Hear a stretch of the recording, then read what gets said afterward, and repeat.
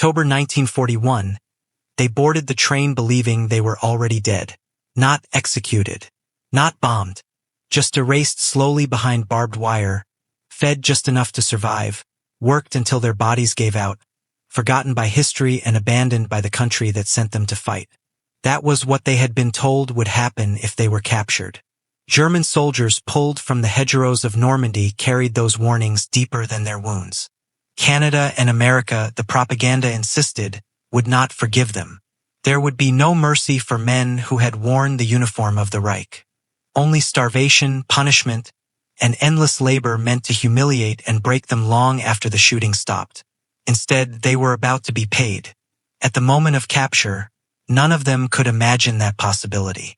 Klaus Richter certainly couldn't. He was 20 years old, shaking from exhaustion, his ears still ringing from artillery that had thundered for days without pause. Normandy no longer looked like farmland. It looked like churned meat and mud, hedgerows torn open by shells, bodies half buried where they had fallen.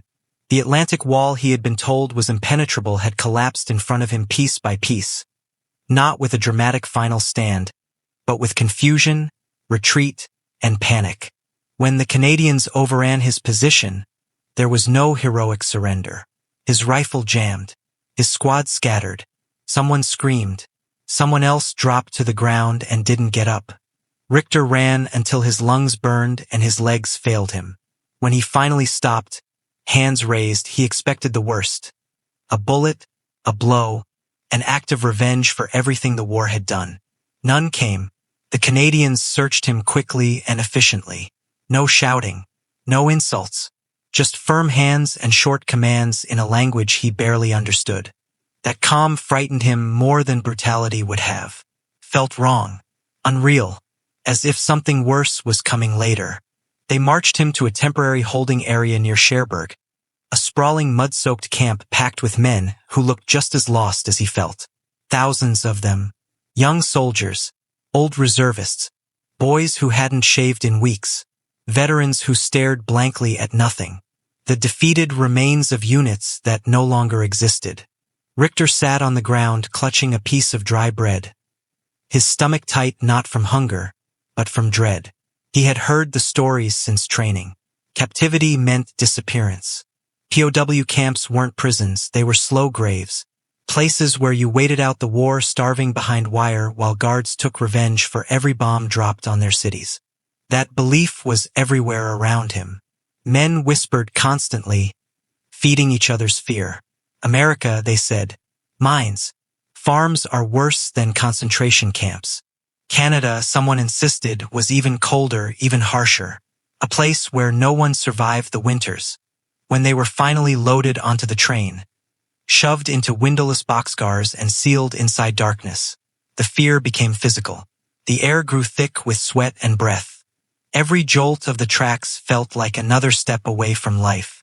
Richter slid to the floor beside another prisoner and pressed his back against the wooden wall, convinced that whatever waited at the end of the line would be worse than anything he had seen on the battlefield. He wasn't defeated in his mind yet. He still believed the war might turn, that Germany might recover, but captivity felt final in a way combat never had. On the front, there was always movement, orders, purpose. Here, there was only waiting, and the certainty that the enemy now decided what would happen to him. As the train began to move, Richter stared into the darkness and replayed every warning he had ever heard. He pictured barbed wire stretching endlessly, men wasting away, guards who hated him simply for existing. He told himself to prepare for hunger, for pain, for years of humiliation. What he could not imagine, what no one in that boxcar could imagine, was that the country pulling them west had no intention of breaking them at all. And that, before long, Klaus Richter would learn that everything he had been told about the enemy was wrong. The boxcars became their entire world. No windows, no light, just rough wooden walls slick with condensation and the smell of unwashed bodies packed too tightly together.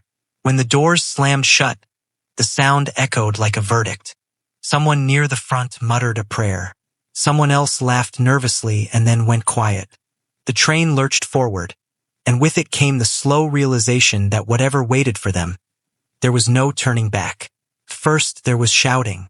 Questions fired into the darkness with no answers. Where were they going? How long would it take? Would they be fed? But as the hours dragged on, the noise faded. Talking required energy, and energy was something no one wanted to waste. Boots scraped against the floor as men shifted their weight. A few slumped down where they stood, using packs or each other as support. The air grew warmer, heavier, harder to breathe. It was in that darkness that the rumors took over. Someone claimed he had an uncle captured in the last war, sent to America to work in coal mines until his lungs failed. Another swore he had heard Canadian camps were worse than British ones, that the guards there were quieter because they didn't need to shout when starvation did the work for them. A third insisted the Allies would never forgive what Germany had done in Europe, that the kindness shown at capture was only temporary, a thin layer before punishment began. Each story fed the next. No one questioned them. Fear didn't need proof. Richter listened without speaking, his back pressed against the wall, knees drawn up to his chest. Every rumor lodged itself in his mind, stacking one nightmare on top of another. He imagined descending into a mine shaft he would never leave, imagined winters so cold men froze standing upright, imagined camps so overcrowded that sickness spread unchecked. The darkness made it all sharper.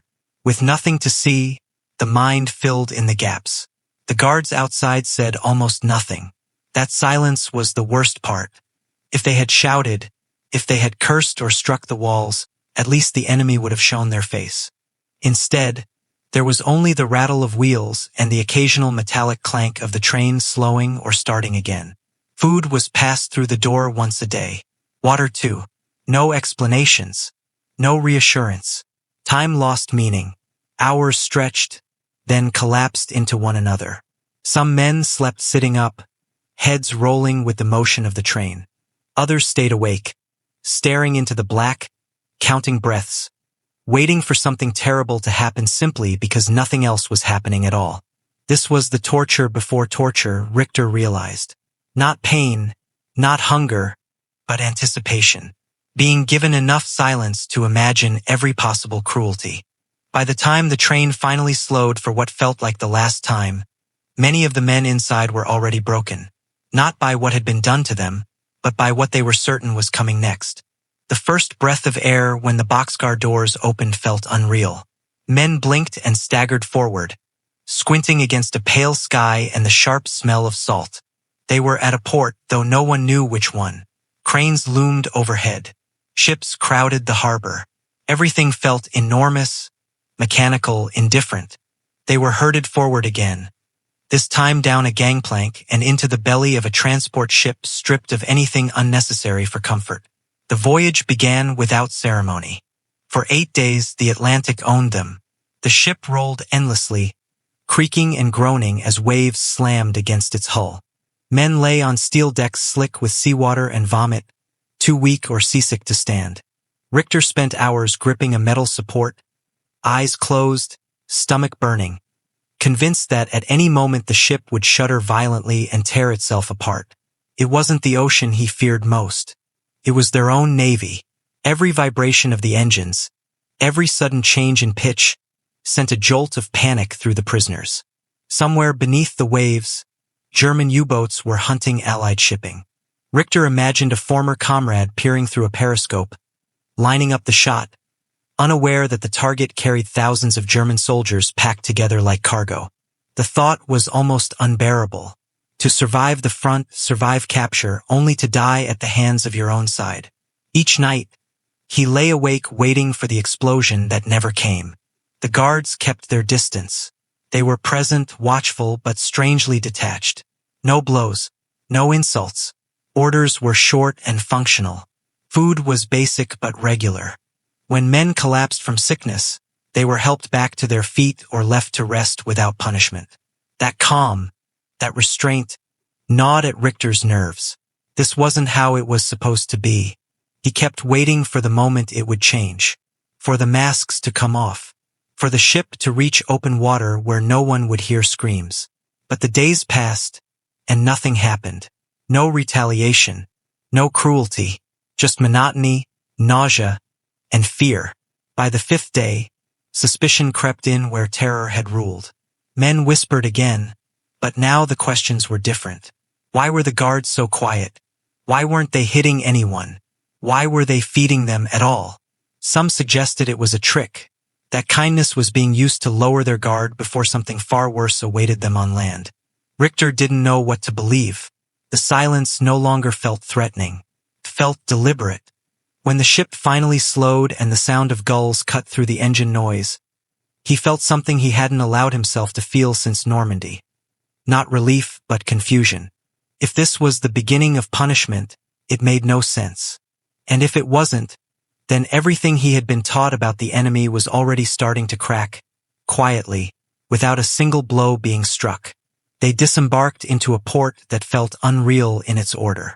The docks were wide and clean, cranes moving with mechanical precision, workers going about their tasks without urgency or fear. There was no rubble, no burned-out buildings, no signs of a city scarred by years of bombing. Richter stood still for a moment, overwhelmed by the simple fact that this place had not been torn apart by war. From the harbor, they were marched directly onto another train. This one was different. The cars were designed for long journeys, and though still crowded, they felt less like cages and more like transportation. The train began to move almost immediately, pulling them away from the sea and into a continent Richter could barely comprehend. At first, the landscape was dense with forests. Tall trees stretched endlessly in every direction, unbroken, untouched. Rivers and lakes flashed past the windows, their surfaces smooth and blue, reflecting skies free of smoke. Richter pressed his face closer to the glass, searching instinctively for craters, wreckage, something familiar. There was nothing. Then the forests thinned, and the land opened up. The plains seemed impossible. Mile after mile of empty space rolled past, flat and golden, disappearing into a horizon so wide it made him feel small in a way he had never felt before. In Europe, land was contested, divided, layered with borders and history. Here, it felt unused, as if the world had simply decided to keep going. Men around him fell silent. Even the most talkative stopped whispering. The scale of it stole their words. This country was not just different. It was indifferent. You could vanish here and leave no trace. Days passed on the rails. Stations came and went, each one orderly, each one untouched by war. Guards rotated. Food was passed down the line.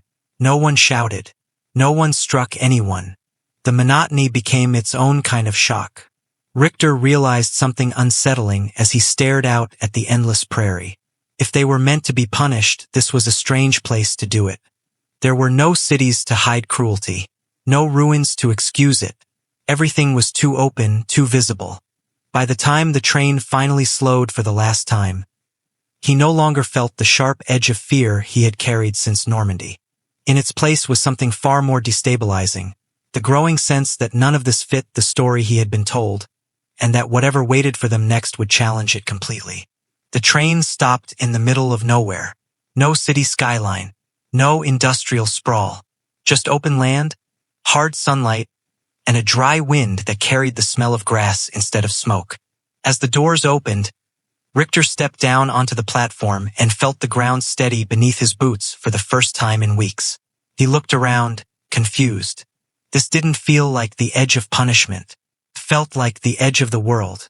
A wooden sign stood near the tracks. Black letters neatly painted. POW Camp No. 132 Medicine Hat, Alberta. This was it. He braced himself instinctively, shoulders tight, jaw clenched, waiting for the shouting to begin. It never did. The guards stood at ease, rifles slung casually, their expressions neutral. They gave instructions calmly, motioning the prisoners forward in orderly lines. No blows, no insults, no urgency. As they passed through the gates, Richter felt a strange dislocation, as if he had stepped into the wrong place by mistake. The camp was large, but immaculate. Dirt paths were swept clean. Wooden barracks stood in neat rows, freshly painted white and green. There were no guard towers bristling with menace. No barking dogs. No sense of chaos or overcrowding. This was not how a revenge camp looked. Processing was swift and clinical. Names recorded. Medical checks conducted without humiliation. Wounds cleaned. Lice treated. Each man was issued clean, durable clothing stamped with a bold black P. Richter expected something degrading.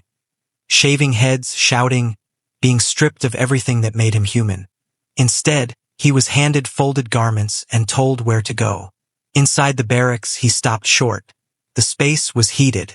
There were bunks with real mattresses, clean blankets folded neatly at the foot. Windows let in light.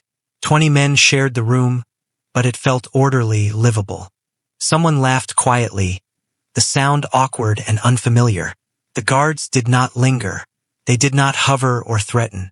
They moved on as if this were routine, as if nothing about this required cruelty to function. Later, during intake, Richter spoke quietly with an older soldier who had been captured years earlier. The man's calm unsettled him even more than the camp itself. "They follow the Geneva Convention," the man said simply. "Strictly. More strictly than we ever did." That sentence lodged deep in Richter's mind. Meals arrived on schedule. Plain food, but filling. No one went hungry. Officers were separated, treated according to rank. Enlisted men were informed they would be expected to work, not punished for refusing, but required, exactly as international law dictated. There was no improvisation here, no hidden cruelty. Everything followed rules Richter had been taught the enemy would ignore. That night, lying on a real mattress under a clean blanket, he stared at the ceiling, unable to sleep. The silence felt different now, not threatening, controlled, intentional. For the first time since his capture, a crack appeared in the story he had carried with him from Germany. If this was a lie, it was an elaborate one. And if it wasn't, then everything he thought he knew about the enemy, about the war itself, was beginning to unravel. The announcement came without ceremony. The prisoners were assembled in orderly rows, boots lined up on the hard-packed earth, the prairie wind cutting through their thin uniforms. A Canadian officer stood before them, reading from a clipboard, his voice steady and unremarkable. There was no speech about punishment, no warnings about disobedience, just facts. Officers, he explained, would retain their rank and privileges. They would not be required to work. Enlisted men would be assigned labor details outside the camp. The work would support the war effort. It was mandatory but regulated. Then came the sentence no one expected. They would be paid. At first, the words didn't register. Richter glanced around, certain he had misunderstood. A ripple passed through the formation. Not excitement, but confusion. Paid how? Paid with what? The officer continued, unmoved by the reaction. According to international law, enlisted prisoners were entitled to compensation for their labor. 50 cents per day. Not Canadian currency, he clarified, but camp scrip. Special coupons redeemable inside the camp canteen for goods and personal items. For a moment, no one spoke. 50 cents meant nothing to men who had spent years watching money lose all meaning back home.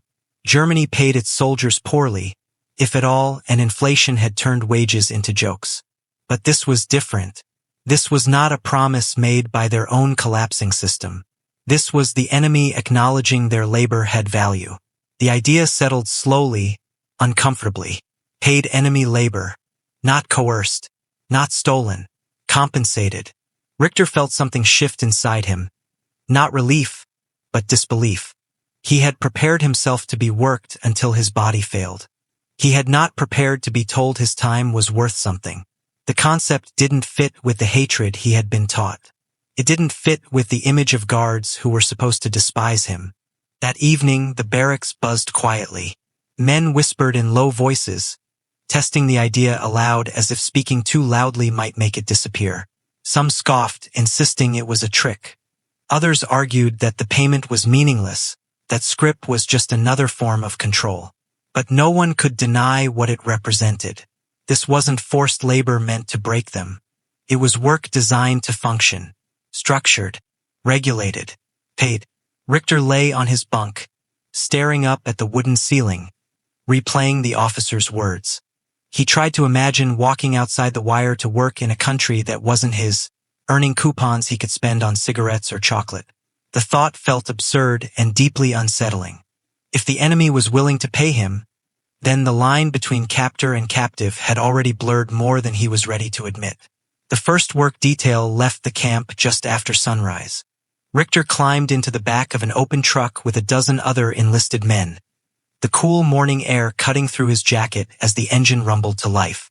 There were no chains, no guards flanking them with weapons raised. Just one Canadian soldier sitting in the passenger seat, his rifle resting loosely across his lap as if it were an afterthought. They drove straight out through the gates. No dramatic pause, no warning shots, no sense of crossing a final boundary. The wire disappeared behind them almost immediately, replaced by open land that stretched so far it seemed to swallow the road. Richter watched the horizon roll past, half expecting someone to shout, to realize a mistake had been made. Nothing happened. The farm appeared hours later, low buildings, weathered wood, rows of crops running endlessly into the distance. Sugar beets, more than Richter had ever seen in one place. A civilian man waited for them near the field, broad-shouldered and sunburned, his hands already stained with dirt. He spoke slowly, using gestures and a few broken German words learned from neighbors who had immigrated years earlier. "Been here, we'd there. Work until midday." Then the guard nodded and stepped back. That was it. No fence, no visible perimeter, no one counting steps or watching their every move. The prairie itself became the boundary, vast and unforgiving enough to make escape feel pointless. Richter realized, with a sudden jolt, that he could simply walk away. Nothing physically stopped him. He didn't. The work was hard. The sun climbed quickly, beating down on their backs as they bent over the rows, hands blistering, muscles burning in ways combat never had. But it was familiar, honest, the kind of labor many of them had known before the war took everything else away. Midday arrived without warning. Richter straightened slowly, wiping sweat from his eyes, expecting a short break and a return to work. Instead, the farmhouse door opened. A woman stepped out carrying baskets, sandwiches, thick ones, real bread, meat, cheese. She followed with jugs of cold water and, impossibly, slices of pie still warm from the oven. Richter froze, unsure what he was seeing. He glanced instinctively toward the guard, waiting for a reprimand. The guard shrugged and took a sandwich himself. "Eat," he said simply. No one moved at first. Years of conditioning held them in place, waiting for punishment that didn't come. Then one man reached out hesitantly, as if touching something sacred. The food was real, heavy in the hands. Richter bit into the bread and felt his throat tighten. He hadn't tasted anything like it in years. No one spoke while they ate. In that silence, something collapsed inside him. Not all at once, not dramatically, but completely. Every story he had been told about civilians in enemy lands. Every warning about hatred and revenge. These people didn't see monsters in front of them. They saw workers. Young men bent under the sun doing what needed to be done.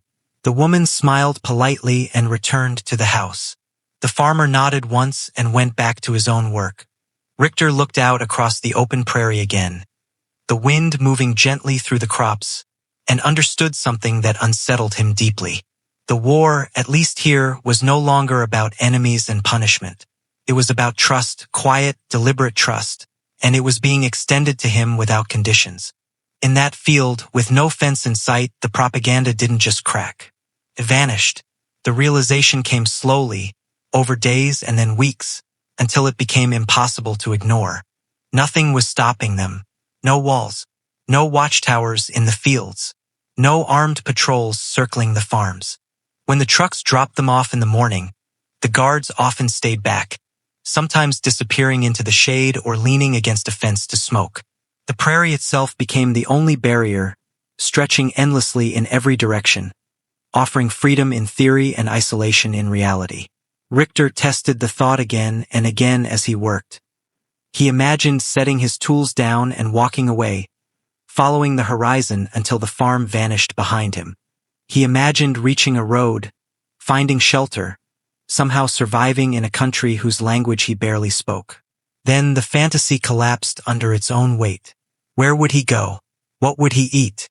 How long before someone noticed a foreigner wandering through farmland with no papers, no money, no plan? More importantly, why would he go?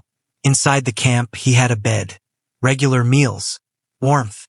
He was paid, not much, but enough to buy cigarettes, chocolate, small comforts that reminded him he was still a human being. Outside the wire, civilians spoke to him without hatred. They fed him because he worked, not because he begged. No one struck him. No one threatened him. Escape suddenly felt like punishment, not liberation. The men talked about it quietly while they worked, the idea surfacing and sinking again without urgency. One of them laughed bitterly one afternoon and said the truth out loud. "We are freer here than we were at the front." No one argued. The Canadians understood something that Richter was only beginning to grasp. Control didn't require brutality. It required fairness. When rules were clear and enforced evenly, when labor was compensated and dignity preserved, resistance dissolved on its own. Men who felt respected protected the system that treated them that way. Escape rates stayed near zero, not because of fear but because leaving made no sense. Risking hunger, exposure, and capture in a land that had shown them nothing but order and restraint felt absurd. The prairie didn't need fences. The system itself held them in place. Richter realized, with a quiet unease, that the enemy had discovered something far more effective than force. By removing cruelty, they had removed the reason to fight back. Respect had become a form of control, invisible, unspoken, and absolute. The announcement came on a clear morning, delivered without ceremony, without music or flags. Germany had surrendered. The war in Europe was over. For a moment, no one reacted. Men stood still in the yard, tools in their hands, unsure what they were supposed to feel. Relief came first, then something colder and heavier that followed close behind. Home. The word no longer meant what it once had. News filtered in slowly, carried by newspapers and whispered conversations. Cities reduced to rubble. Farms burned or seized. Families scattered, missing, or dead. A defeated country carved up and occupied, its future uncertain and grim. For many of the men at Camp 132, there was no house waiting, no job to return to, no certainty that anyone would even be alive to welcome them back. Richter felt the weight of it settle in his chest as the days passed.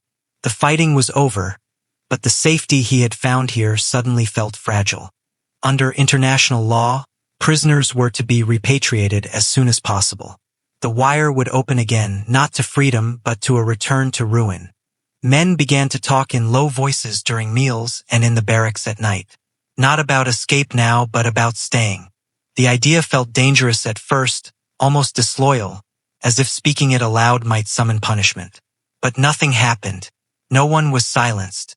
The guards listened without reaction. The farmers, when asked, only nodded.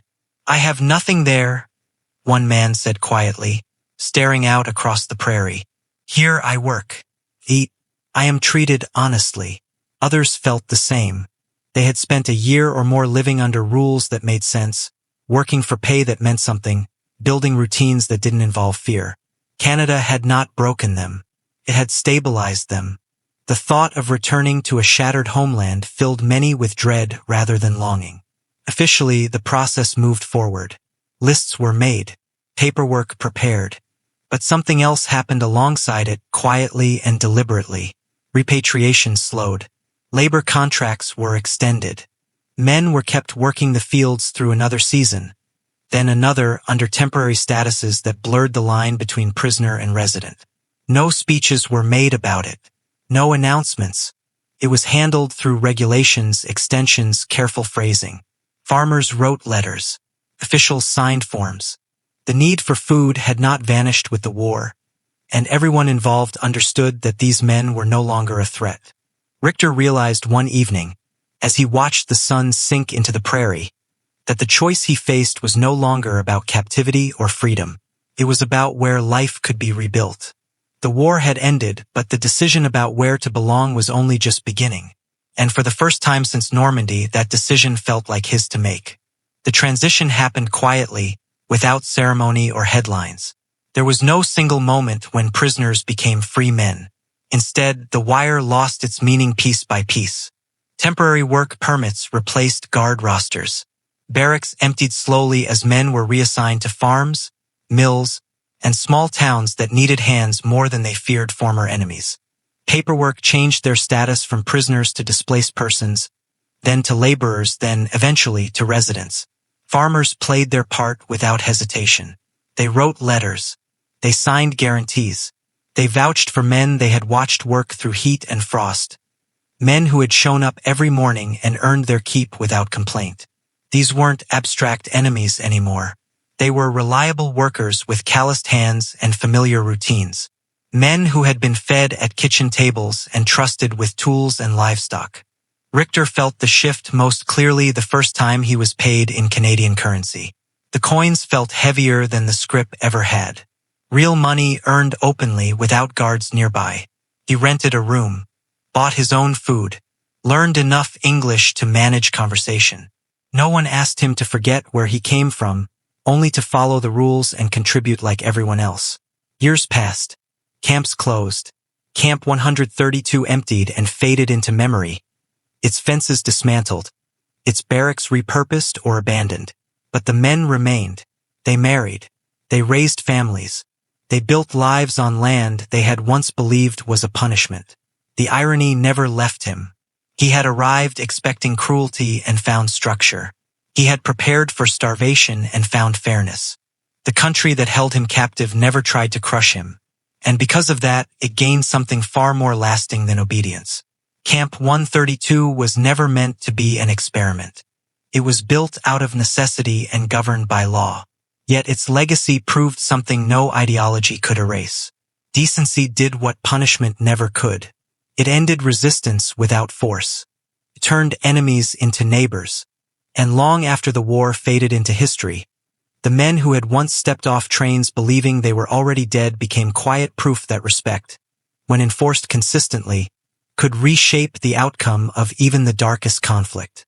They arrived expecting cruelty. They stayed because of fairness.